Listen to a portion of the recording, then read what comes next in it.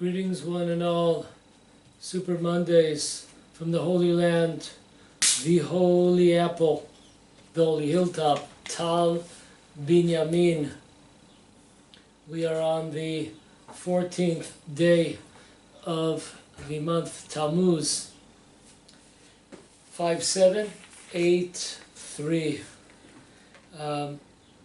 Many of the classes here are not prepared. Fortunately or unfortunately, this short, not exactly a class, kind of current events, titled The Almost Lynch by Israeli Arabs. The Almost Lynch by Israeli Arabs. Here's how the story goes. About a week ago, I met up with my niece in what they call the center of Israel. Let's make it clear. The center of Israel is really Judea and Samaria. But what they call the center of Israel around the Kfar Saba, Netanya area.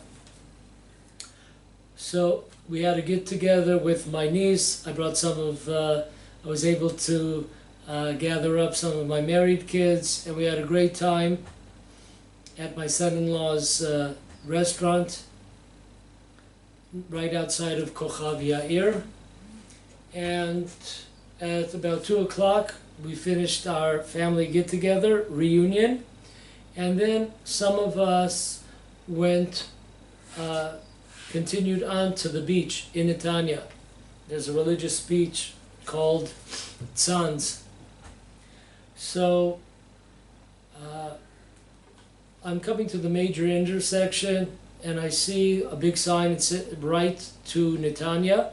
So I get into the right lane, and when I'm in the right lane, my wife tells me that according to the Waze, it's left. So I said, how much difference of time is there? She said 3 minutes. I was already in the right lane. There was nothing I could do about it. There was no heading back. No easy way out, no shortcuts home. So made a right turn towards Netanya. We're traveling. Everything's going smoothly for about 10 or 15 minutes. And all of a sudden, traffic stops. Traffic stops. And I'm not sure exactly what's happening. I just thought maybe it's, 2:15 on Friday. Maybe it's just traffic, on Friday's traffic. Anyways, I'm inching up a little bit. I see a lot of cars making a U-turn. I'm on a major highway in Israel. We're not on any of these, back roads, side roads, narrow roads. It's about 2 or 3 lanes on each side, so that's 4 to 6 lanes on each side, probably 6. And then I see a car in the intersection. So I'm saying to myself, oh, I guess there's a traffic accident, and that's why we're at a standstill. So I'm not yet at the intersection, but I'm pretty close, and I see that it's not a traffic accident. There's a demonstration going on. So my first thought was, wow, I can't believe it. All these demonstrations that they've been having the last 3.5 months against the judicial reform all over, these in the Tel Aviv area. I'm thinking to myself, I guess maybe on Fridays they come down to, this part of Israel, not too far away from Kfar Saba. So my son gets out of the car. And he's walking. He makes his way to the intersection. We're a little bit before the intersection, and he's asking the demonstrators if they could move so we could continue traveling. I'm looking around when my son gets out of the car. My son is on the other side of the intersection. And I'm looking around and I see there's like signs in Arabic. I'm saying, Arabic? What's going on over here? And then I look at some of the signs and it says racism. Laws of racism. I'm thinking to myself, oh my, OMG, oh my Hashem. This ain't no Tel Aviv judicial reform demonstration. I was telling my friend about what happened. He told me, Yehudah, should have recognized it right away. I said, what's the sign? He said, when you're at these demonstrations for so-called democracy, the shame demonstrations from Tel Aviv, they always have the shame flag. Some people call it the pride flag. So that's your sign. I'm sure with this Arab demonstration, you never saw any of those flags. You could bet your last dime on that one. So I like that line. True. So it hits me that the day before, I remembered that in the Golan Heights, there were massive riots by Druze Arabs, protesting the law that was passed maybe a year and a half ago, the nationhood law proclaiming Israel to be the state of the Jewish people. So I guess that law is, in their eyes, racism. So I'm thinking, oh, there was a riot yesterday in the Golan Heights with the Druze Arabs, and now I'm in the middle here of this Arab demonstration. You know, I look to my right and I see the sign. It says Taibe, which is an Arab-Israeli town, gigantic city. And on this major highway, there are many, many kilometers, miles of Arab cities on this thoroughfare. So when I understand what's going down, I leave my wife. I have 3 grandchildren in the back, ages 5 to 9. And I get out of the car in order to defend my son, more so to defend Jewish honor here when I realized what was going on. So I'm walking towards the intersection where my son is, and I see tens of Arabs coming towards my son, which of course is also towards me, because I got up to where my son was, and it's a demonstration of about 100, is what they call Israeli Arabs, and they're coming by the dozens towards us. All of a sudden, from the side of the road, I see 6 policemen coming from the side of the road. You know, they're just standing outside. They're not in a car. They're standing on the side of the road. And all of a sudden, they appear. I'm thinking to myself, and then I express it to these policemen, where the hell were you? Why are you allowing a major intersection to be blocked?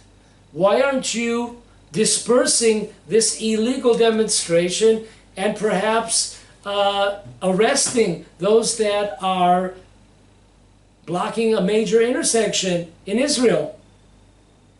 So all of a sudden they appear. And so it's clear to me that they were doing nothing to stop. They were allowing this anarchy to take place. Amazing. So then they come and they're telling us, listen, get back into the car. get back into the car. I said, listen, what do you mean get back into the car? I want to go forward. I came here, I'm trying to get to Netanya, they're blocking the road, and you're coming to me? Why don't you disperse the demonstration? Anyways, in the meantime, as dozens and dozens of Arabs are coming towards us, I get hit, boom, right in the side of the face. My glasses go flying. You know, like, how you going to find your glasses? One of many miracles was that, you know, I'm getting closer. The police are the crowd, the dozens and dozens of Arabs are, you know, pushing the police and pushing us back towards my car. And once again, miraculously, I look under my car, underneath the car, and my glasses are right there. That's an amazing, because you have 100 Arabs that are coming towards you, and if your glasses fly off and they on the floor, even if they're not intentionally broken, forget about your glasses. You have 100% chance, you know, that your glasses are gone. Forget them. It was amazing, amazing miracle. So, you know, once again, it's like one of these sucker punches. You can't see it coming. I have the police on the side of me, two sides of me. There were like 3 on one side and on the right side, 3 on the left side. And all of a sudden, from a different side, I feel like maybe like I tripped over something on the floor. Well, when I thought that I almost tripped over something, I see like not too far away from me another Arab. What was amazing about this demonstration was these were not kids. They were not teenagers. This was like people 30, 40, 50 years old. I was amazed. Usually demonstrations that I attend, it's kids. 10, 11, 12, 13 teenagers. This is amazing. Like, what the hell is going on over here? So I'm thinking, maybe there wasn't something on the road that I tripped over. Maybe it's this damn Arab that kicked me in the shins.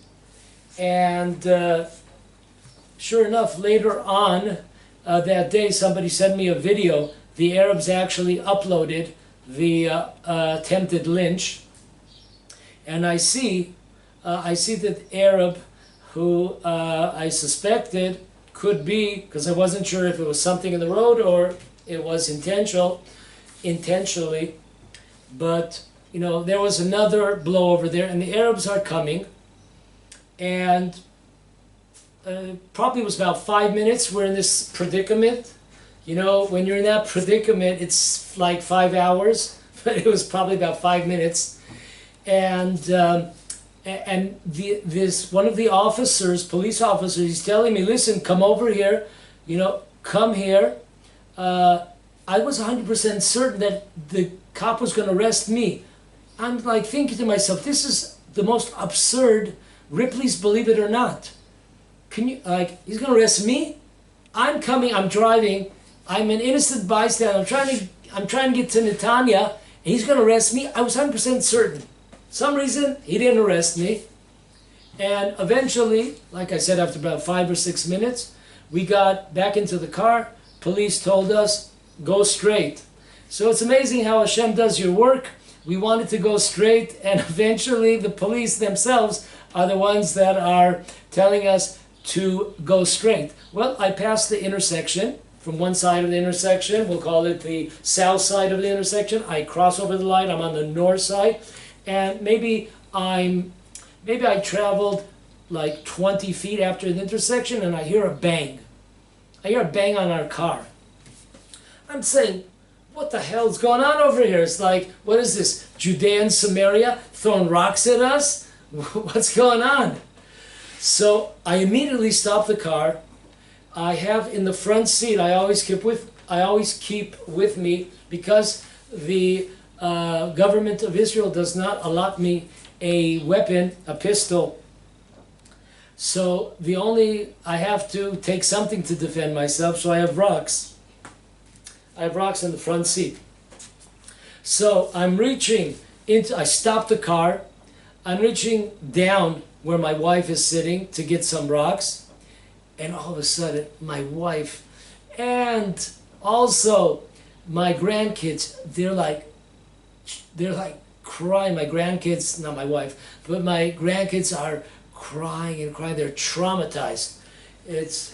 And then, my door is open. When I stopped, I opened the door so I can get out quick, and then I reach for the rocks. It's like a decision you have to make in a second or 2 seconds. What are you going to do? Am I going to get out and chuck rocks at them, so they don't continue at us? Or do I keep on driving because my grandkids are traumatized, and my wife also is extremely nervous. So in about a second or two, I made the decision that I'm not going to traumatize my grandkids and my wife. So I continued to drive on, to drive straight. Anyways, this is an amazing story. I'll tell you why, because on the way here, if it wasn't disgusting, it would be pretty funny. The various security apparatuses in Israel were warning the settlements that they should make sure that Jews do not attack Arabs in their villages in Judea and Samaria, because there might be a lynch. There might be a lynch. So you have to think about that one, like, oh, they're really interested. The security,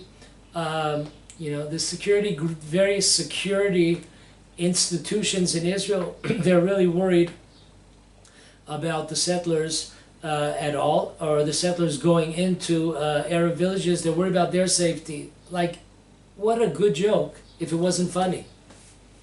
So yeah, they're really worried about our safety. Well, if they're so worried about our safety,